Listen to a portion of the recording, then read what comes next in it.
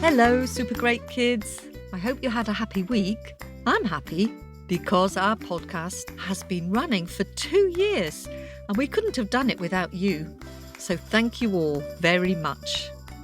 The story this week is from Botswana, a beautiful country in southern Africa. Now, here's a little warning. This story is rather sad. It's a little bit like the Magic Orange Tree story, but it does have a happy ending. It's about a girl who lived with her stepmother and her stepsister. Does that sound like something you recognise? Yes, it's an African version of a Cinderella story. I first heard this story from a wonderful storyteller called Hugh Lupton, who heard this story when he was travelling in southern Africa. Did you know that there are over 1,000 versions of the story we know as Cinderella told around the world? And each Cinderella character has a different name. In West Africa, she's called Chinye. In Scotland, she's called Rashin Koti. And in England, Cap of Rushes. They're all the same character from the French version that we know as Cinderella. Now, in every Cinderella story, there's some sort of fairy godmother, but not always a kindly old woman like in the French version.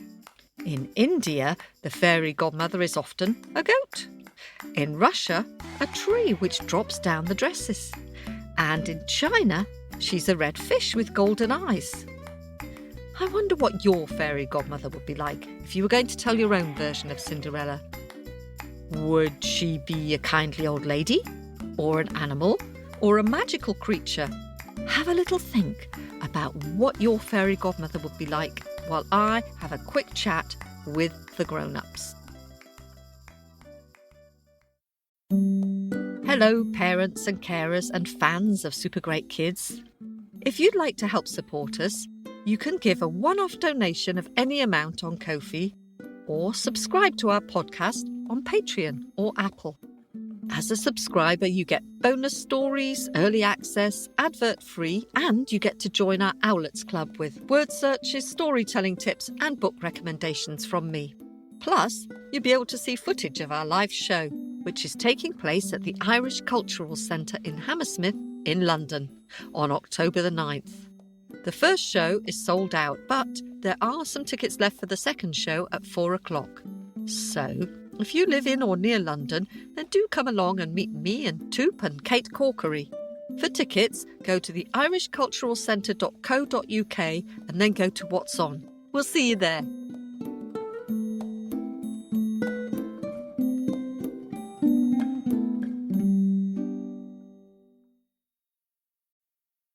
Hello, super great kids. I'm back. What did you decide your fairy godmother would be like? Would she be old or young? And would she be a magical beast like a winged horse or a unicorn? Or would she be a wild animal like a wolf or a leopard? Now, it's time for our story. Are you sitting comfortably? Am I sitting comfortably? Then here is our Cinderella story from Botswana. Once upon a time in southern Africa, there was a man and a woman, and they had a baby daughter. And they called her Keeya, which means flower. And the years passed, and sadly the mother fell ill and died, and she was buried in the red earth not far from the king's fields. And the poor father was now on his own with a little girl, and every day he had to work. He had to take the cows up the hill to graze. So he took Keeya with him. And as the years passed, she learned all about cows, how they played chase in the evenings, how they listened when she sang to them, how cows have best friends, how they like to be clean and to be brushed, and how some cows are good mothers and some were not. And Keeya grew as tall and strong and skillful as any men herding cows in her village. 10 years passed. And one day the father looked at his daughter and he thought, soon She's going to want to marry, and I can't teach her the things that girls need to know. I must find myself another wife so she can have a mother to teach her these things." So there was a woman in the village whose husband had died, and she had a daughter of her own. And they came to live in the homestead. But like all stepmothers in the Cinderella story, I'm sorry to have to tell you, she was a nasty piece. And from the minute she arrived, she hated Keeya.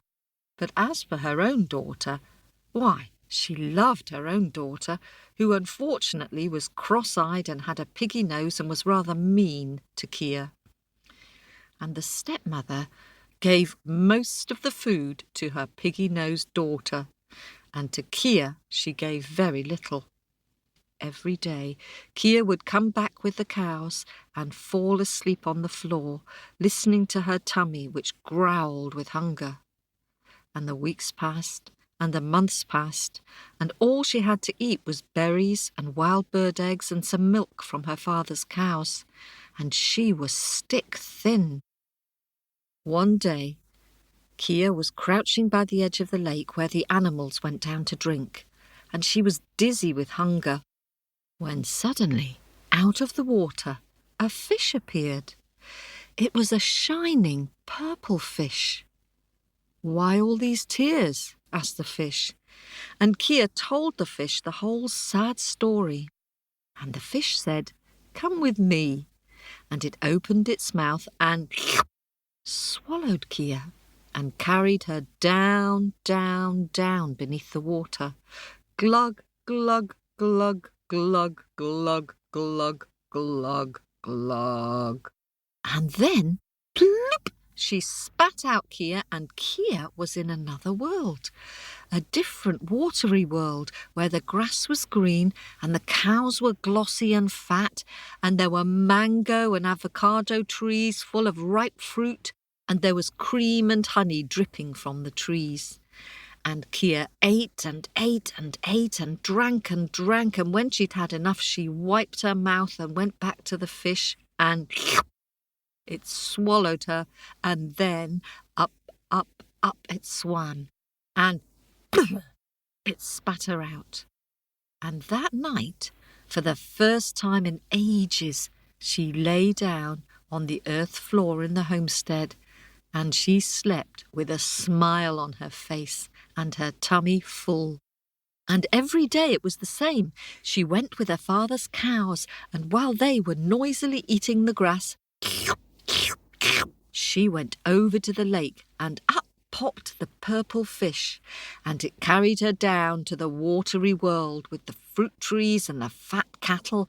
Glug, glug, glug, glug, glug, glug, glug, glug.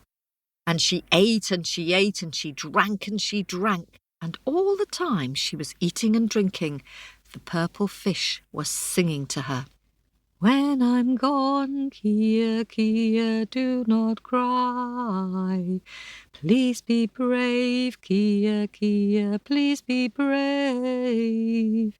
Lay my bones, Keeya, Keeya, lay my bones in your mother's grave very gently." And then Keeya would nod to the fish, and it would swallow her and carry her back up, up, up, up, and it spat her out. And there she was, back in her own world.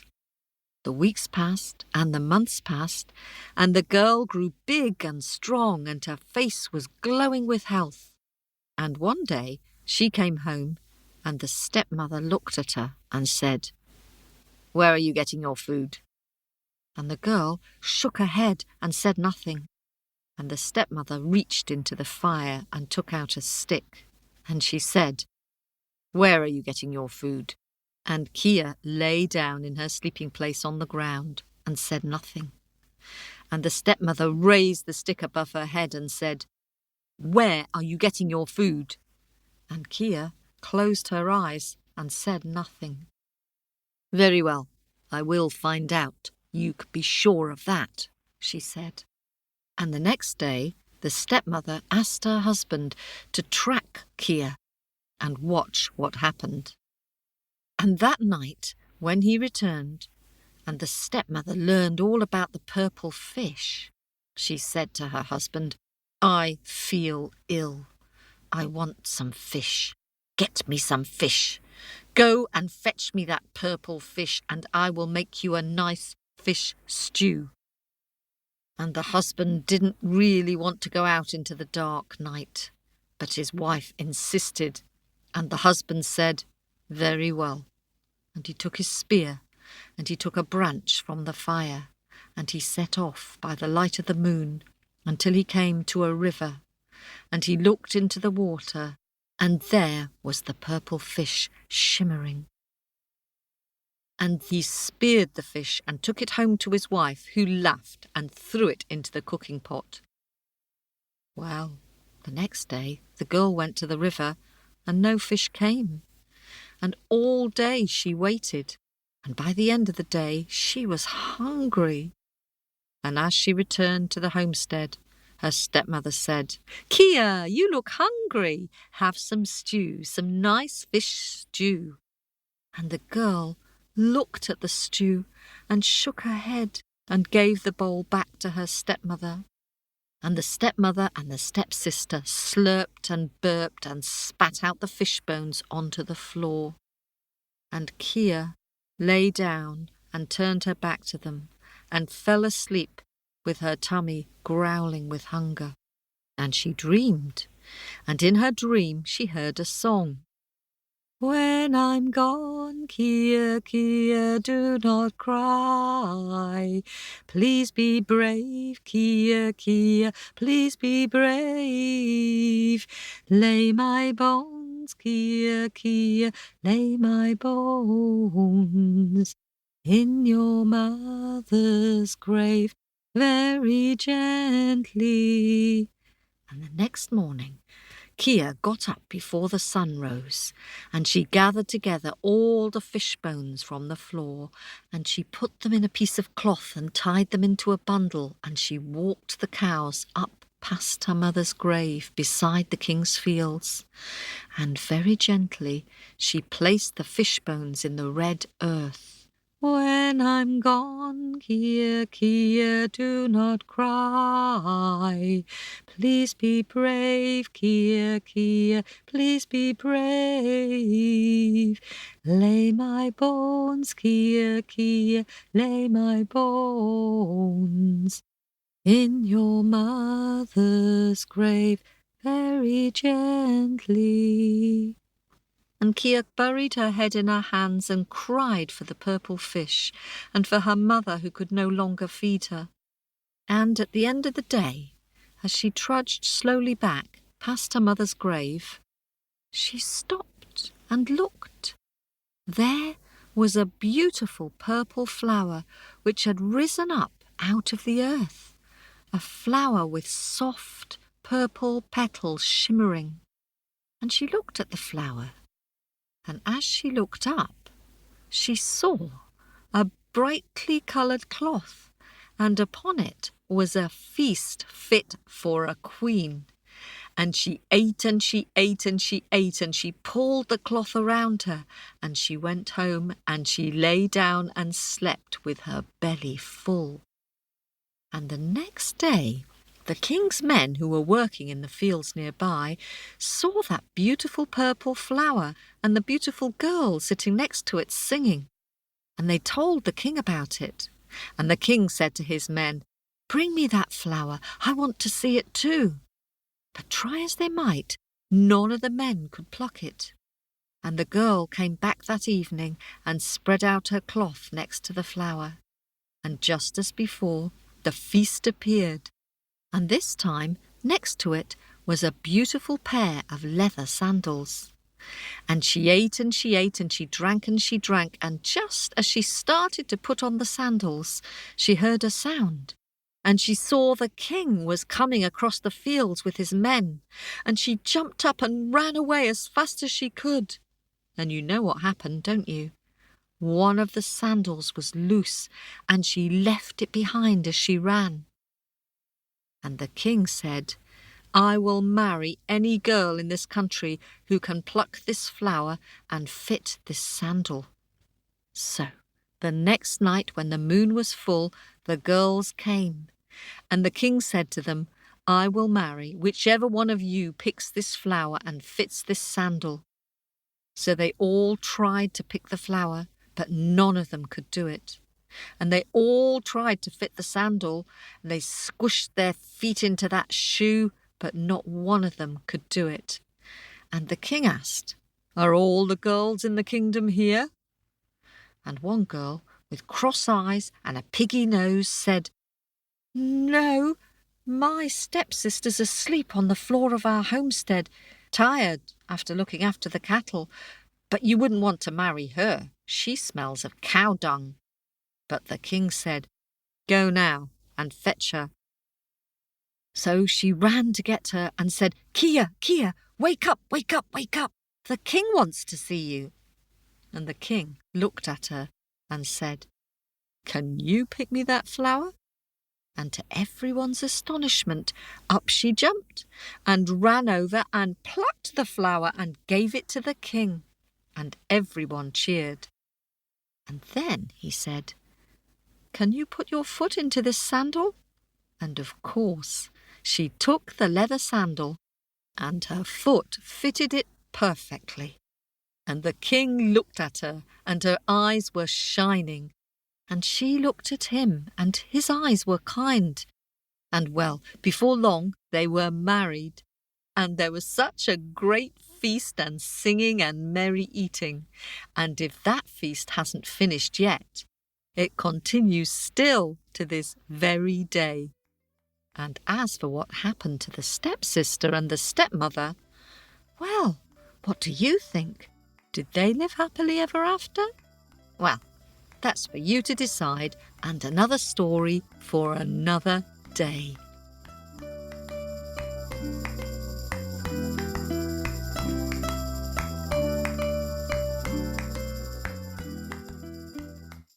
Thanks for being brave and listening to that story. Wasn't her stepmother horrid, though? It's time now for me to dig deep into my bag of Happies and say some hellos and some thank yous for your pictures. Thanks to new Patreon member Xavier, who's been listening to Super Great Kids Stories for a whole year. Hope you're enjoying the stories, Xavier. And thanks to all our Apple and Patreon subscribers. And to those of you who've given us a one-off donation on Ko-fi. It's you who've helped us keep going and paying for our storytellers for 2 whole years. And we've had some lovely reviews on Apple Podcasts. So thanks very much to Sarah and Adriana in Mexico, and Sienna, who is 9 in the UK, and Ellen from the US, and Rosie, who is 7 from Australia. All your reviews put a wag in our tails, especially on rainy days. Now, lots of you have been sending us really lovely pictures. So, thanks to siblings from Glasgow, Iona, who is 5, and Meg, who is 6, for pictures of Baba Yaga stories. Iona, what a great picture. I like the stonework on Baba Yaga's house, and the goose sitting on the roof, and the way you've drawn the different coloured stars in the night sky. And Meg, I love all the details, like Vasilisa holding up the burning skull. She looks like a superhero. Really strong and bold. And the hut on chicken legs is just great, clucking as it walks along. Well done both of you for such imaginative pictures. And thanks to Luke, who's 4, for your Jack and the Griffin story. Luke, I really like the way you've drawn Jack and the Griffin's wife. It's not very easy to draw people, and yours are great. And your Griffin, which is half lion and half bird, is quite magnificent. And Vivian, who is 6, has painted a splendid picture of the Black Dragon in the 4 Dragons story from China. Thank you, Vivian. I really like the bright flames coming out of the Black Dragon's mouth, and the way you've drawn the river in the background. I'm also impressed that you used paints, which are a bit trickier to use than felt tips or pencils. I'm glad you and your brother Luke are enjoying listening to the stories with your Nana. Hurrah! And Isla, who is 7 from San Jose in California, has sent a lovely drawing of the magic orange tree story. I really like the way you've shown the tree growing taller and taller as the girl sings to it, while the stepmother is up there clinging to the tree shouting, "No!" And such beautiful colours you've used too, Isla. Thank you for sharing it with us. And Emma, who is 5, from Falkirk in Scotland, has sent a great picture of the Tramp and the Boots story.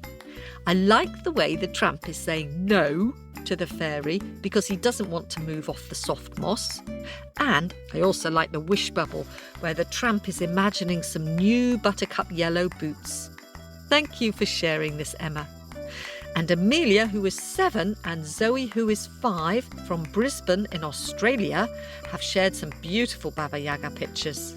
Amelia, I love the black geese sleeping on the roof and the little red shutters on Baba Yaga's hut. Really good. And Zoe, thanks so much for sharing your picture of Baba Yaga's hut. I like the skulls with the glowing red eyes and the huge chicken legs and your rather stylish sunshine. Baba Yaga is the scariest witch in the world. Very brave of you to listen at bedtime. Hello too to your little sister, Frankie. And Rosie from Toowoomba in Australia has drawn a very imaginative picture of the Native American whistling giant story, How the Mosquito Became. I love your long-legged giants with their flaming red hair and huge eyes, Rosie. And I like the girl throwing a stone over her shoulder to create a pit of snakes. And thanks very much for sharing the portrait of your family too. That's it for this week. If you'd like to see these pictures, they're on our Facebook page at facebook.com/supergreatkidsstories.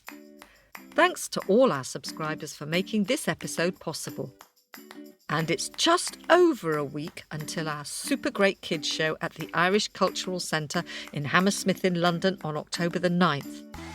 At the time of recording, there were some tickets left for the second show. Do come along and see us if you can. We're looking forward to meeting some of you. This podcast was produced at Wardour Studios in London. Bye for now.